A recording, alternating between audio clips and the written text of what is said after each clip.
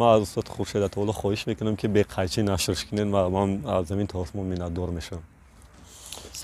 سوالی که بسیاری ها میپرسند و در سرشون دارند و شاید وقتی که یک جا جمع میشوند اون سوال میپرسند دلیر چی میخواد با این قدر ویدیو کردن اعتراض کردن با این قدر ناراضگی دلیر چی میخواهد؟ من در چند بار به این سوال جواب دادم. عدالت اجتماعی میخواهم که برادرای قندی پروکورور و سودیه و گمرک منم مثل من و تو در همین نقلیات‌های جمعیتی بگردن یا که ما هم مثل اونا در مرسدس و لکسوس و BMW بگردیم.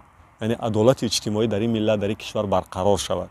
اگر یک پروکورور با معاش 3000 سامانه صاحب BMW و قصر و کوشک در ورزاب می شود، پس چرا یک معلم، یک ژورنالیست یا یک کارمند میلیسای عادی با 2-3000 سامان نمیتوند صاحب لکسوس و قصر شود؟ چرا؟ اینجا سیر در کجا است؟ همین من میخوام عدالت اجتماعی برای این کشور برگردانده شود. فرق ندارد که تو پسر پرزیدنتی، نبیره کدام پروکوروری یا خوشتامن کدام سودیه.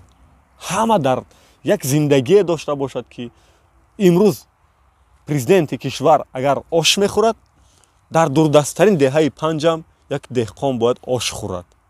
همین از دعوای من که عدالت اجتماعی برقرار شود. دیگه یک کشوری بابلون اگر در یاد داشته باشه چنین یک دولت بله در تاریخ گذشته است. بله شما هر چیزی کشور میخواهید. برای چی در نیمی دنیا خود همین گونه زندگی میکنن؟ نیمی دنیا همین گونه کشور دارن.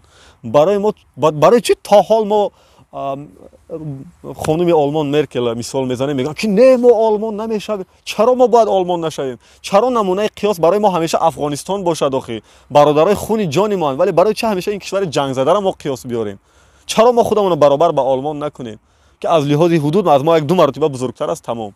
ولی درست که خیلی جاگذاریش امن و آسودگیش، ولی در جمع همون منطقه ساخت. خب ده ها مثال دیگه زدم. سنگاپور پایان که دائم دعوا میکنن که در یک منطقه هست که از لحاظ اقتصادی شاید نگاه کنید چه دبی از لحاظ اقتصادی 50 سال پیش چه حال داشت. یعنی عدالت اجتماعی برقرار شود. تمام.